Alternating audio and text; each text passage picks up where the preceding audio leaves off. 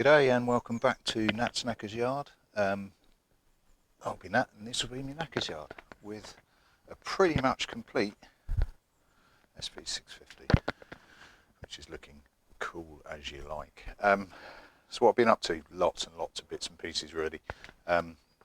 First of all being Speedo, which is now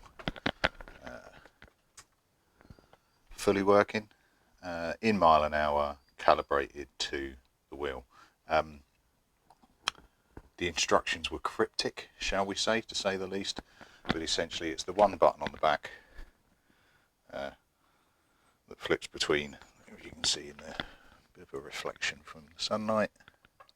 There we go, that's better. That flips between the trip and the odometer. It's a push and hold, which gets you into, I'll just push and hold it, which gets you into that screen, the, what's it, 1D 000, and it's scroll through that, put the code in, and it gets you into a series of menus that goes from mile an hour, first one of which is the speed. And obviously it's on a magnet. It's on the magnet there, so it needs to know the circumference of the wheel, and as we all remember from school, circumference from a wheel, so work out the radius, square it, times it by pi, or 3.142. Look at that, some stuff is stuck from school. And then you can work it out. So it gives you the circumference, bang in the circumference, it then takes you a series of menus, one of which is kilometres and miles, and job is a good one. Now I'm really fortunate by virtue of the fact there is a speed camera on this estate that I live on. Not a flashy speed camera, but a show you speed camera. So it has allowed me to check it, which is good. And we are all good. What I've also done with that Speedo is sorted out the mount. So that's the temporary one that I had on, so effectively through the hole that's already in the T-tree and out, which, yeah, it worked. But I just made a considerably smaller one, exactly the same. So I've got a sheet of aluminium out the back there that I use for odds and sods. Cut a strip out, put it in my little vise, couple of bends, job is a good one. It also led me to redo all the wiring around to get it all nice and smart. Now, if you're observant, you may notice that that is a larger headlight. That is the original. That is the one that I did have in, the little Chinese one. That's the original that way back when I said, oh look, I'll use this Chinese one rather than tart up the one that was on there. That was all fine until the cheap Chinese one. The mount broke. Didn't hit it, didn't push it. I just screwed it on too tight, but yeah, whatever. That broke, which was frustrating to say the least, but hey, other changes, that is another set of indicators on there. That's the ones I did have on, which I do prefer the look of, the little LED ones. They are bulb ones, but they still give me a bit of disco light, even though it's on bulb. So the flasher relay is still not right for those bulbs, but saying that, they are really, really low resistance, so I'll probably still need a LED flasher relay. I say these broke, they're only cheapy ones, but they pulled out that way in the direction of my thumb, so as I tightened them up, it just pulled them out the top of the stock. I've got one over here, I think I have. Which one was it? There we go, it's a good example. So as I was tightening them up, it just pulled out. So yeah, I could glue them back on, and I may well do it to return to them, but I wanted to try the bulb one, see if they'd sort the flash out. Yeah, I might just glue them back in and chuck them back. I don't know. I'll see how it goes. I quite like those ones on there, actually. They suit the curviness of it. So that's all sorted. I rerouted the wiring as well to get it behind and just neater, a lot neater. I've obviously got the black on the blue braided hoses, which don't look great, but looks better than it did. Any more for any more. Oh yeah, the rear brake light now works. Oh, can you see that? Yeah, you can. There you go.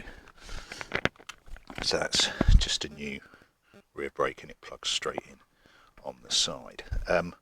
Annoyingly, it didn't come with a spring, which was really irritating. The spring to hook it on, so I got hold of some galvanised garden wire and just chucked that on and just made the clip, so that now works. So that is the last legal compliancy piece that I needed. The other bit that I've done is still gibbering out here, so I had to put it on charge now. Although it's just the 2 bolts, one this side, and hoik it off, I was just getting bored of doing it. And obviously I did velcro the seat on. So what I have done is, I'll grab you, just put a couple of battery extension leads on, put them together, rubber zip tie. So they are straight onto the positive and negative terminals, so I no longer need to take all this off to get to the battery, or neither does anybody else. I did look at like the proper leads, but frankly more people have chargers with clips on them than they have with those sockets on them, which I use on my diversion, which was the original option. It's a better way of doing it, achieves exactly the same, but means that you can do it just off clips, which is great. And obviously that's rubber between them because you really don't want them touching, rubber on the outside so they don't touch any frame, and actually they fit really well onto there. And it does just mean that it is just velcroing the seat back on it. Like that. Hopefully it won't fall over.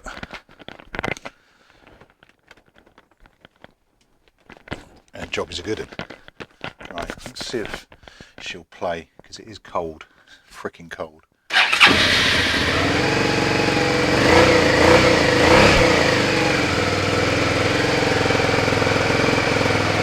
I kind of want to go out for a ride, but it is chuffing cold.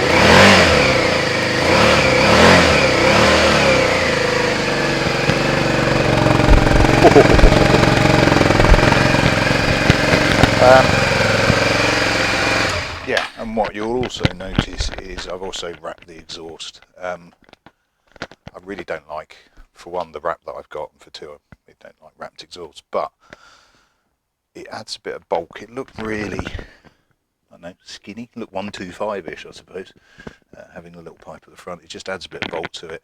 You can see this stuff's shite. It just loses its colour straight away. But hey, what it will do is even that off with the wrap at the back that I can't get to because I don't want to take the whole exhaust off. Cool. Now I think that is now MOT-able. Yeah, so job for the early new year is to bang it through, see how it gets on. I'm going to get a little paintbrush and some enamel paint, because there's a couple of bits that I want to do normal anality.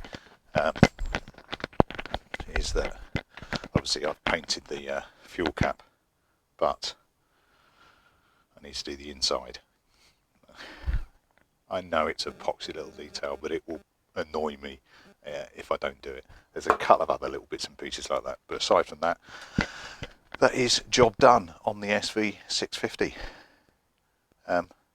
Yeah, I say it's job done. Let's get it through its MOT. See whether or not it is job done. But yeah, it's looking good. It's looking very good. The only other bits that I've got coming, I've got 2 new spark plugs to come through, because it does occasionally have a bit of a misstep, but I think it's just, I mean, bearing in mind one of those plugs is one of my shitty ones from my spares cupboard. It's not really surprising, so I chuck the new sparks in, it needs coolant in it rather than just water, because it's water only at the moment. Worked out what that slight leak was down here, finger tight on the drain, from when I'd done it before. I hadn't tightened it up enough, so that's squared away as well. So all I need to do is plugs in, remove the exhaust, or push the exhaust radiator forward to get to the front spark. Then I'll do the coolant, and then I think I'll do a test ride vid, because I'd like to do it today, but it is gibbering and I don't really fancy getting freezing. Right, cool. My last video for the year.